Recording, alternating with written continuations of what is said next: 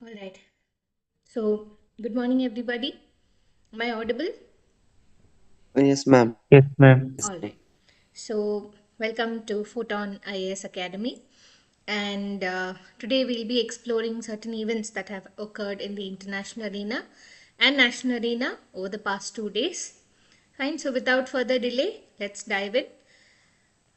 Okay. So, the first news is US designation of TRF as foreign terrorist organization strengthening global counter-terrorism efforts. So can you tell me where exactly have we come across this TRF? Which context did we study about the TRF? You know it's a terrorist organization. Which context have we studied the TRF? Anybody who remembers? Just something that has happened in the recent past? In Afghanistan. Sorry? Recently there was an event that had occurred and following which India and Pakistan got into a tiff, right? What was that particular event? Falgah attack. Pahalgam attack, right? And who was responsible for the Pahalgam attack? Who took the responsibility? It was this particular TRF. It is the Resistance Front. So what exactly has happened right now? US has designated the TRF as a foreign terrorist organization. So let's see what exactly this particular designation would, how it would impact this particular organization, etc. So what exactly is the TRF? The TRF is the Resistance Front, right? It is the Resistance Front. It is a Pakistan based designated terrorist group. Just a second. Yeah, it is a Pakistan based terrorist group and it is active in Jammu and Kashmir. So we've come across this particular resistance front as something that was evolved or that actually came into the picture after the abrogation of Article 370. What was Article 370? What exactly did Article 370 deal with? Anybody? Special Status, right? It took away the special statehood that was given to Jammu and Kashmir, where Jammu and Kashmir had a lot of perks because of which they could have their own constitution, etc. So, this particular Article 370 was abrogated in the year 2019, and there was a Jammu and Kashmir Reorganization Act according to which Jammu and Kashmir and Ladakh were reconstituted into two union territories, one with a legislative assembly and one just without a legislative assembly. Jammu and Kashmir being the union territory with a legislative assembly and Ladakh being the one without a legislative assembly, right? So post this particular event in 2019, that is when the resistance front came into the picture. And this particular organization comes into the picture as a proxy of the Pakistan based terrorist organization, that is Lashkar-e-Taiba. Okay, what do you mean by proxy? Usually, when do we use the term proxy? In schools, when one teacher is absent, the teacher sends another proxy instead of that particular teacher, right? When one particular person cannot do a certain thing, somebody who replaces somebody who instead of that person takes charge of that event or that class is called a proxy, right? So just that way here Lashkar-e-Taiba is the terrorist, is the father terrorist organization of this particular grouping, and TRF, the resistance front, is just used as a proxy of this particular Lashkar-e-Taiba in this particular region, Jammu and Kashmir region. Mainly it is done so that Pakistan can evade from sanctions like the FATF. What is the FATF? Can you tell me what the FATF is? We recently came across this particular concept, FATF. Anybody who remembers? The Financial Action Task Force, right? We came across concepts like grey list and blacklist, etc. And we also came across the fact that Pakistan was more than once put into the grey list and then removed and then again put into the grey list, etc. So this was done because of Pakistan's very vague rules and regulations and lawmaking when it comes to terrorist organizations and money laundering acts, right? So they haven't put in enough effort into this uh, terrorist organization, into eradication of terrorist organizations or money laundering. They lack certain rules and regulations, and that is the reason why Pakistan was put into the grey list by the Financial Action Task Force and then removed and then later put in, etc. So this particular TRF was mainly rerouted by the Lashkar-e-Taiba so that Pakistan can evade from lists like the FATF grey list, etc. Okay, so initially it began as a social media based group, and then it evolved into a militant outfit with strong online presence. So what are they doing exactly with this strong online presence? They're trying to bring in a lot of youngsters into this loop, into the loop of the resistance front, brainwashing a lot of Kashmiri youngsters as well as other youngsters in the Pak occupied Kashmir, etc. So TRF, unlike the Lashkar-e-Taiba, unlike its parent Lashkar-e-Taiba, they do not engage in suicide attacks. Okay, it's called Fidain. Fidain is the term that is used for suicide.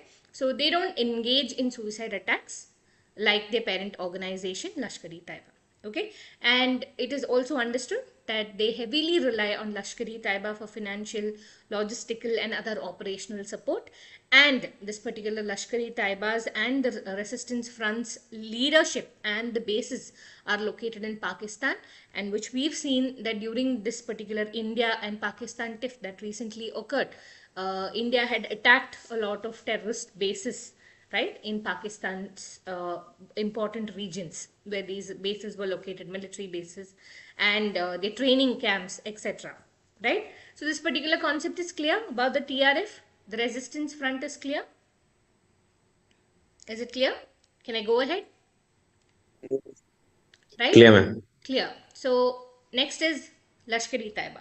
Just a glimpse about the parent organization, Lashkar-e-Taiba. So Lashkar-e-Taiba was actually formed in the 1990s. And we've seen that a lot of organizations, we've seen about, we came across the concept of Taliban, how Taliban as a student force had formed because of the Soviet Union and US engaging in Afghanistan, right? The Cold War era, it was seen as an extension of the Cold War proxy wars that was happening across the world, like the one we saw in Vietnam, the one we saw in Afghanistan. So during this particular time, during this Soviet forces occupation in Afghanistan, that was when this particular Lashkar-e-Taiba was also formed. It was formed initially to oppose the Soviet forces in Afghanistan. Okay, so it was initially formed as a military wing of the Markaz ud Dawa wal Irshad. Okay, so what exactly is this Markaz ud Dawa wal Irshad? This was a Sunni organization. It was formed in order to oppose this particular Soviet intervention in Afghanistan and to protect the Sunni people, the Sunni Islamic ideology, etc. And this particular Lashkar-e-Taiba, it was formed as a military wing of this organization, Markaz Uddawa wal Irshad, and it was formed in the early 1990s. And it is one of the largest and most active militant forces that is in the Kashmiri region, right? They are Kashmir focused, and they have been engaging in a lot of attacks that has happened in India over the past decades. Okay, it was involved in our Mumbai attacks, Taj Hotel attacks. It was engaged in this particular attack. Then there was Mumbai train bombings, Mumbai suburban trains. There were a lot of bombings, serial bombings that took place, which killed close to 200 people. And the 2010 Pune German bakery blast. This was actually a bakery where a lot of tourists as well come. And in this particular blast, Sudanese nationals, an Italian national, all of them lost their lives. There were certain tourists that had come to this particular bakery. Close to 18 people lost their lives. So Lashkar-e-Taiba has taken the responsibility of the blastings in these particular events: 2008 Mumbai attacks, 2006 Mumbai train bombings, 2010 Pune German bakery blast. So all of these events actually show that they've been involved in terror attacks in India, primarily for the reason of Kashmir. Okay, Kashmir occupancy and Kashmir's administrative policy to do a disruption in this particular region. They've been engaging in a lot of activities, and this particular Lashkar-e-Taiba is actually recognized as a terrorist group by the US and UN. Just what US has done right now, TRF has been recognized as a terrorist group. US has already recognized Lashkar-e-Taiba as a terrorist group. So far is clear? Any doubt? Can I go ahead? Yes, ma'am. Yes, ma'am. Yeah, fine. So, what has India done about the TRF, the Resistance Front? So, you know there's something called the Unlawful Activities Prevention Act of 1967. You've just had a glimpse about this particular Unlawful Activities Prevention Act of 1967. What does this act do? Primarily, it allows the Indian government to recognize terrorist organization, and post the 2019 amendment, it also allows the Indian government to recognize terrorist individuals, even if they are not a group, even if it's just a single person. The UAPA 1967, which has been amended in the 2019, in the year 2019, this particular act, Unlawful Activities Prevention Act, it allows the Indian government to identify a terrorist organization or a terrorist individual, and once this particular identification that this grouping is coming under the Unlawful UAPA Act 1967, or an individual is coming under the UAPA Act, and this particular person or the grouping is considered a serious threat to the national security, it is considered a non-bailable offense as well. Okay, so we'll see what are the provisions of Unlawful Activities Prevention Act of 1967. So India has officially banned the Resistance Front in January 2023 under the Unlawful Activities Prevention Act of 1967. And the Ministry of External Affairs has consistently highlighted the Resistance Front's role as a front for Pakistan-based terror groups like Lashkar-e-Taiba and Jaish-e-Mohammed. So this particular the Resistance Front has been working under the mask, or they're just working as a proxy for major terrorist groups like Lashkar-e-Taiba and Jaish-e-Mohammed. So this is India's crackdown. India has openly condemned the Resistance Front multiple times, and it has also recognized the TRF as an unlawful or a terrorist organization under the Unlawful Activities Prevention Act of 1967. So, what exactly is the UAPA 1967, or the Unlawful Activities Prevention Act of 1967? It was first enacted to deal with secessionist movements. What do you mean by secession? What is secession? Can you tell me? When do you use the term secession? Can you tell me? When you break off from something, right? When you break off from a certain thing, that is when you use the term secession. A separatist activity, something that would isolate a particular region from the rest of the region, right? So that is called a secession, to break off from something, right? Imagine our country and a particular part of the country trying to break off from the rest of the country. Okay, that is called a secession. Okay, say a certain region from Tamil Nadu wants to break off from the rest of the country, that is called a secession. Okay, we have come across a lot of such secessionist activities across India multiple times, and the government taking very strict actions. So initially this particular UAPA was enacted to deal with the secessionist movements and anti-national activities that have been taking place in India. Okay, so initially this particular Unlawful Activities Prevention Act was formed for this particular purpose. It was amended several times, and most recently in the year 2019. Okay, in the year 2019, it has been amended most recently. And what exactly did the 2019 amendment do? There were many concepts like cyber terrorism, etc., that was not addressed before. During the 1967 UAPA Act's origin, this particular concept of cyber terrorism did not exist back then. So there were certain things that need to be added or amended in this particular act according to the change in scenario, change in time. So 2019 amendment, it included provisions related to terrorist financing, cyber terrorism, individual designation. That's something which is very important. There was a lot of criticism because of this particular addition of this individual designation. A single person can be identified as a terrorist, and it has been criticized that the Indian government has used UAPA 2019, post the 2019 amendment, arbitrarily, without a proper legal backing, just arbitrarily, they just designate people as terrorists if they do not please their certain definitions, right?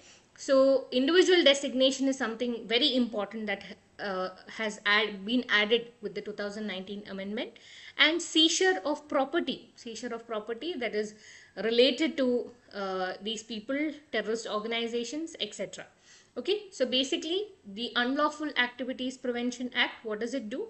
It deals with anti-national activities. Anything that's dealing with anti-national activities, there is a probability that it can be named under the Unlawful Activities Prevention Act. Earlier, it was a group, a terrorist organization. Right now, even an individual can be put under the UAPA Act. It also addresses cyber terrorism, financing of terrorist activities, and seizure of property post the 2019 amendment. And the ultimate agency that inquires into cases related to UAPA is the National Investigation Agency. Okay, the NIA, or the National Investigation Agency, is the agency that prosecutes cases under the UAPA across the country. National Investigation Agency's origin itself was to tackle terrorist organizations or terrorist activities in India. Its origin can be traced back to the 2008 Mumbai attacks. All right, National Investigation Agency. So it provides for the death penalty and life imprisonment as the highest punishment for terrorist attacks. And it allows for the detention of suspects without charge or trial for up to 180 days, and for the denial of bail. So, like we already told, it's a non-bailable offense, right? To the accused. Once a person is identified as a terrorist, or a group is identified as a terrorist, they cannot even apply a bail, or they'll be denied of bail unless the court is satisfied, unless the judiciary is satisfied that this person or this organization is not guilty. Fine. So it allows for the detention of suspects without charge or trial for up to 180 days, and for the denial of bail to the accused unless the court or the judiciary is satisfied that they are not guilty. It defines unlawful activity as any action that supports or incites the cession or secession of any part of India, or that questions or disrespects its sovereignty and territorial integrity. So basically anything that would disrupt the unity of the country, that would disrupt the sovereignty of the country, anything that comes under the banner of this activity can be identified as a terrorist activity or an unlawful activity. Okay, and it comes under this particular umbrella of UAPA 1967. Fine.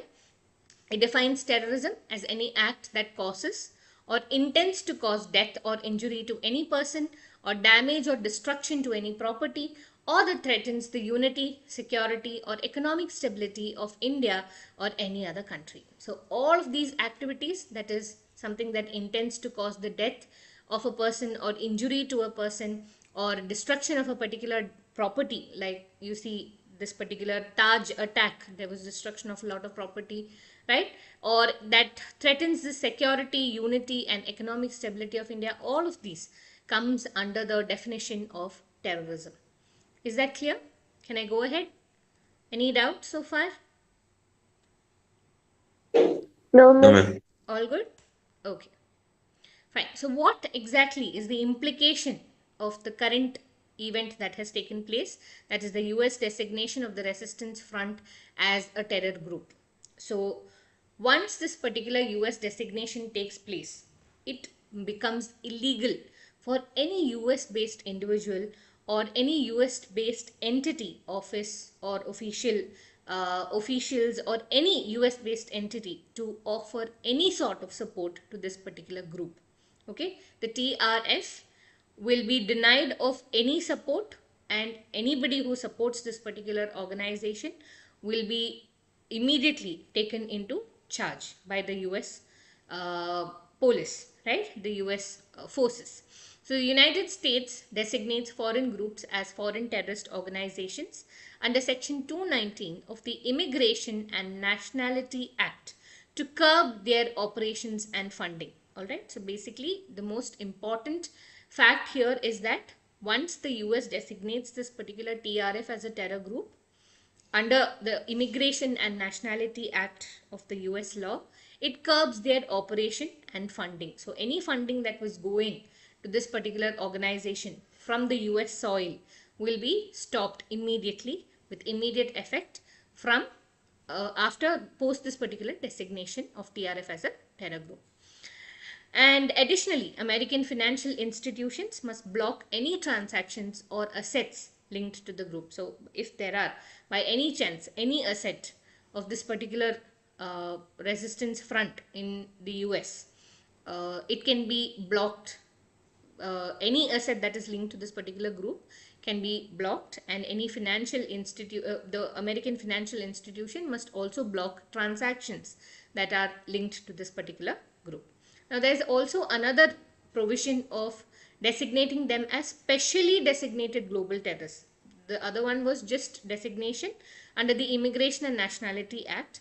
The US Treasury Office of Foreign Assets Control can also designate such groups as specially designated global terrorists. So once this particular specially designated global terrorist comes into picture, it leads to the asset freezing and prohibitions on any financial dealings with them. Basically, both of them are almost similar, but the special designated global terrorist naming is a little more stronger than that of the terror group naming, designation as terror group under the Immigration and Nationality Act. So US has done this, and the TRF will have major implications.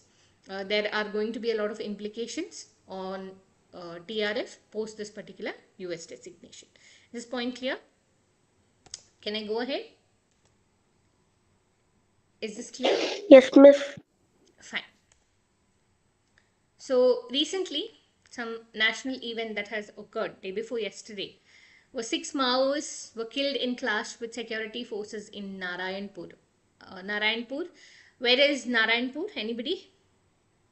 A region with the highest Maoist activity. Which is that state? Which is the state with highest Maoist activity? Can you tell me? Bastar region, we've come across this region many times. Where is Bastar region in India? Close to Madhya Pradesh. Very close to Madhya Pradesh. Which is the state? No? Chhattisgarh? Maoist activity is one of the highest in Chhattisgarh, okay, compared to the rest of the regions in India. Highest activity of Maoism is in Chhattisgarh, right? So, we've come across the concept of Maoism. Let's just once again see what Maoism entails. Maoism is a form of communism developed by Mao Zedong. So, who was Mao Zedong? Who was Mao Zedong? Anybody? Who was Mao Zedong? Leader of China, Communist Party of China. Yeah, he is the former founder of the Communist Party of China, right? So, what exactly was his ideology? His ideology was a Chinese version of the Marxism, right? Karl Marx's Marxism.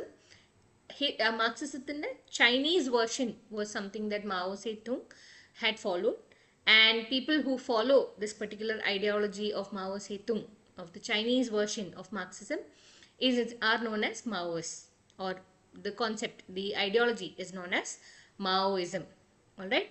So Maoism focused a lot on violence, the use of violence and use of armed attacks or insurrections against the state as a mean to capture the state power, or as a mean to capture what exactly the Maoists wanted, their needs, to capture their needs, to have the state agreeing to get them their needs. They can use violence and armed attacks, armed insurrections. That is what Maoism actually believes in. So, the largest and the most violent Maoist formation in India is the Communist Party of India, Maoist. So, what is the Kerala government's Communist Party called? Is it Maoist?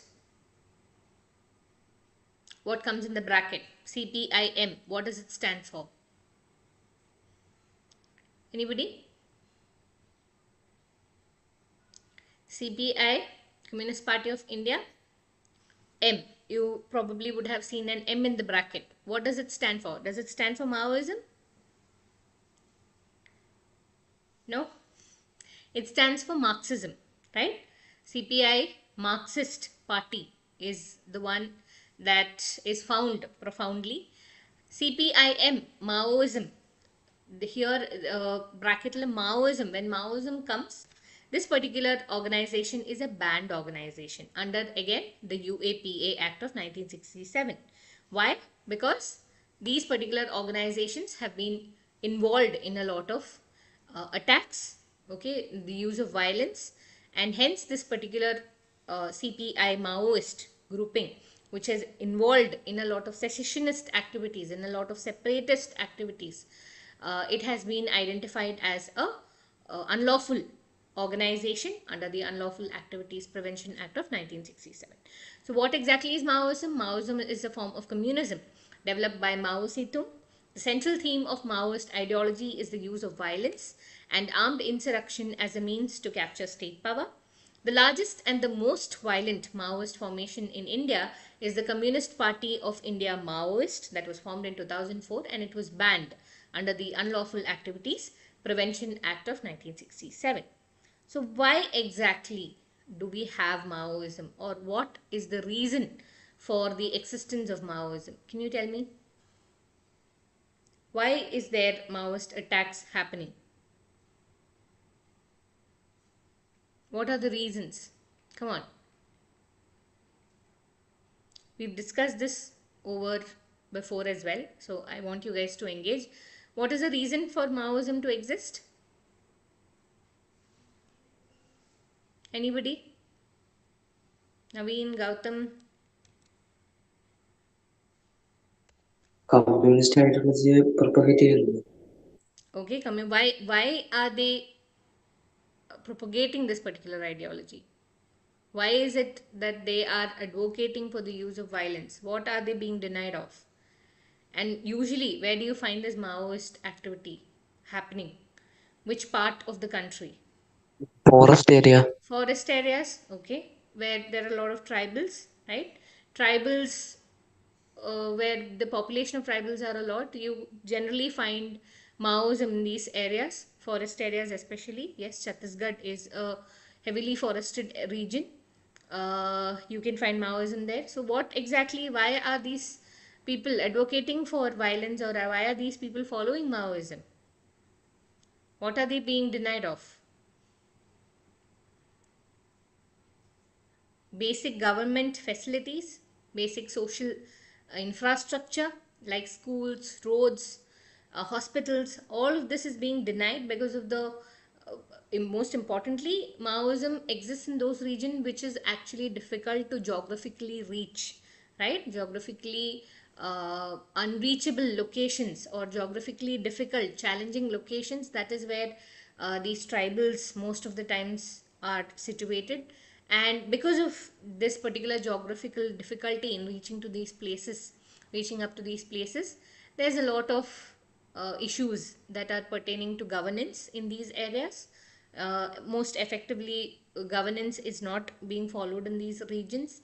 There's lack of basic social infrastructure like schools, colleges, uh, in hospitals, roads, even electricity. Okay, all of these are being denied to them.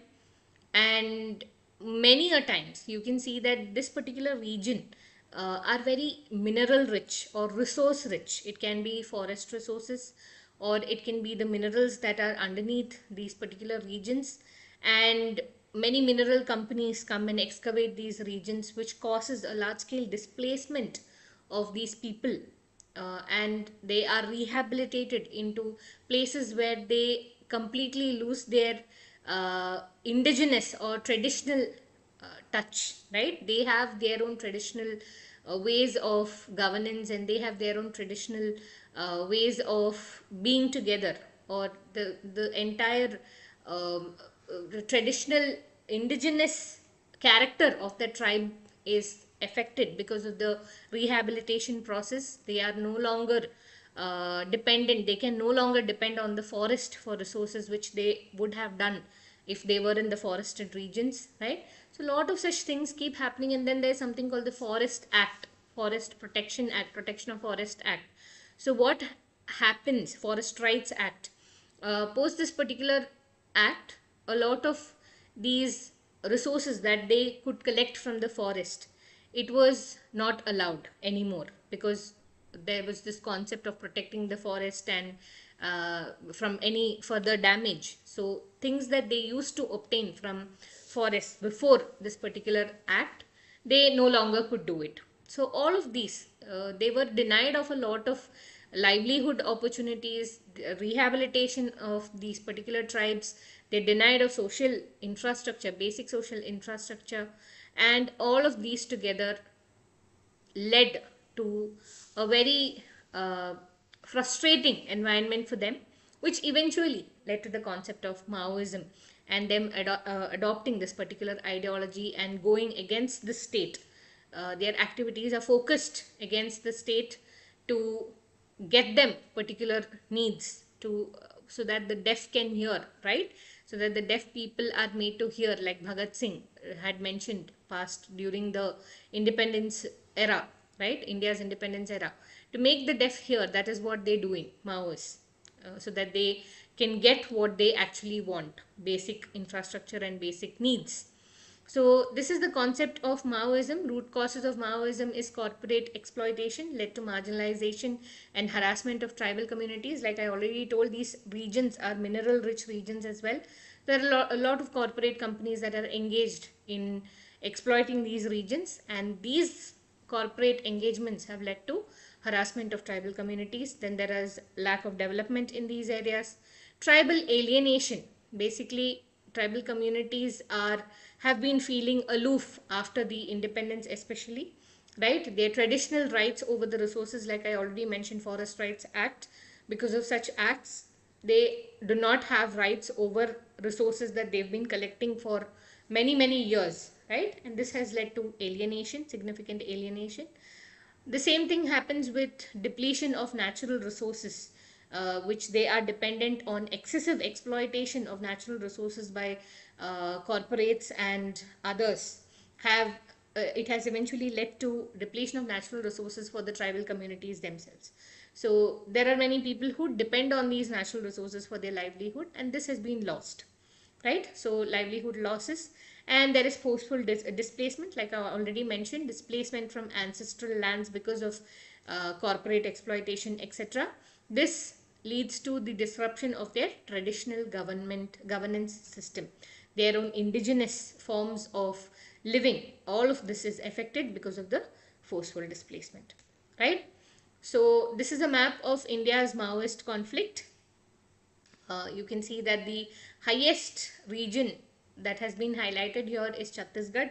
Almost the whole of Chhattisgarh has been highlighted, right? Then there are regions in West Bengal, Bihar. West Bengal is one of the uh, main regions where Maoism initially took its origin. There was a Naxalbari movement, and that's why these people are also called Naxalites, right? It actually, the name has come from a region in West Bengal called Naxalbari. Okay, there, this particular Maoist activities birth can be traced back to the region of West Bengal. All right. Then there is Andhra and Telangana, certain regions from Telangana and Andhra Pradesh that is also affected because of Maoism.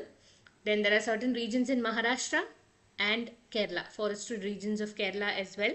And there are certain regions in Karnataka and Tamil Nadu. So the highest in this picture that you see is Chhattisgarh, Odisha, West Bengal, Telangana, this particular stretch. And amongst this, the highest affected is Chhattisgarh. Okay, so this is a map of India's Maoist conflict. Clear? Can I go ahead? Any doubt? No, ma'am. Yeah, fine. So, what are the strategies to eliminate Maoism? So, we have the deployment of security forces both from the central and the state government, right? The state police is also engaged in eliminating Maoism. At the same time, we also have central police forces like the CRPF that are engaged in elimination of Maoism. They work together, they work in tandem, they work together to eliminate Maoism from these particular regions.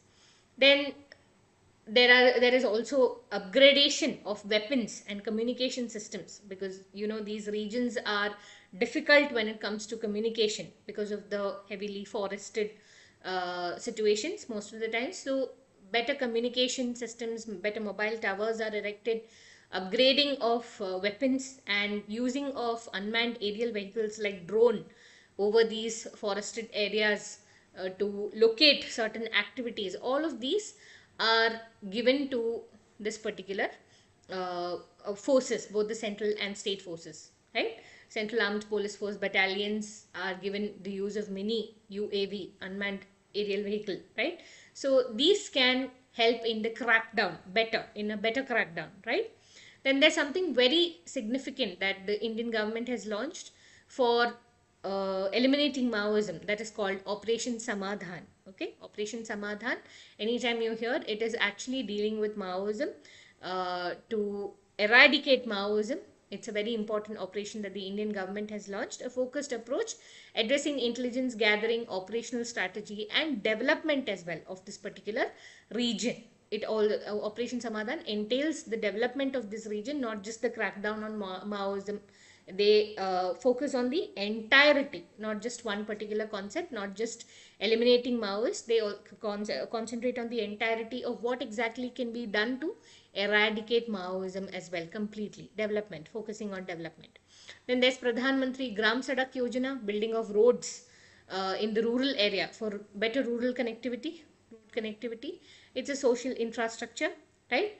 Then there's something very significant called the Aspirational Districts Program, which has been launched in 115 districts, where it is affected by Maoism or less left-wing extremism, and other districts that have been pulled behind due to many reasons, geographical barriers, etc. All of these districts are given importance when it comes to the development activities.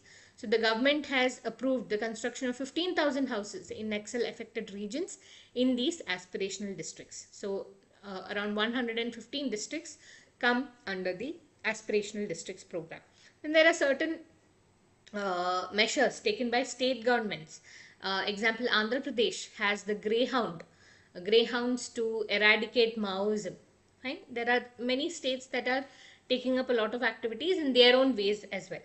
Then to eradicate this particular Maoist activity, there is also the skill development program. There's Pradhan Mantri Kaushal Vikas Yojana, skill development, right?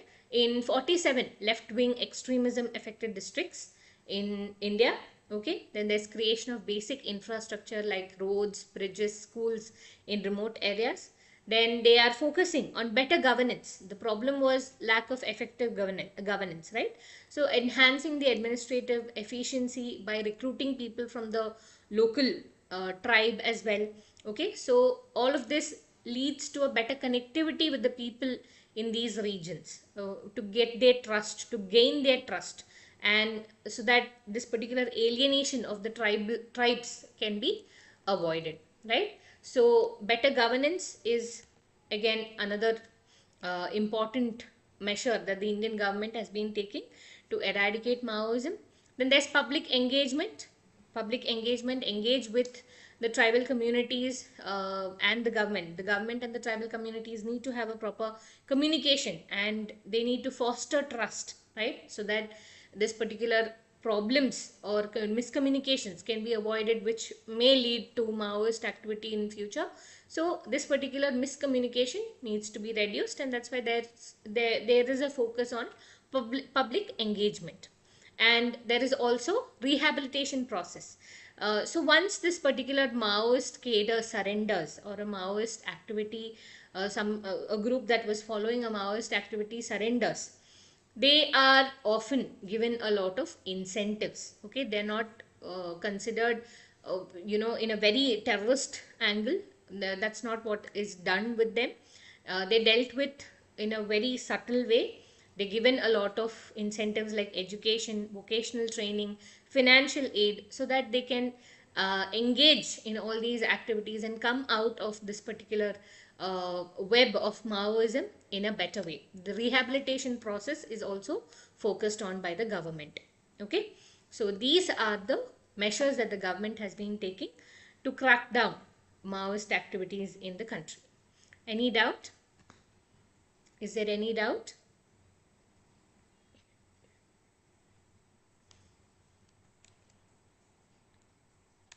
Am I audible?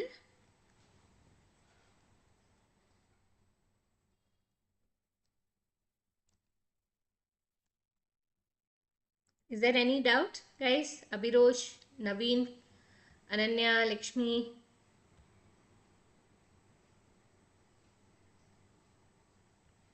No, miss. all good? No, ma'am. No, ma'am. All right, fine then, guys. We'll wind up for the day. Thank you. So we'll meet tomorrow. Okay, with new set of current affairs. Okay, thank you. Thank you, ma'am. Thank you. Thank you, ma'am. Thank you, ma'am. Thank you.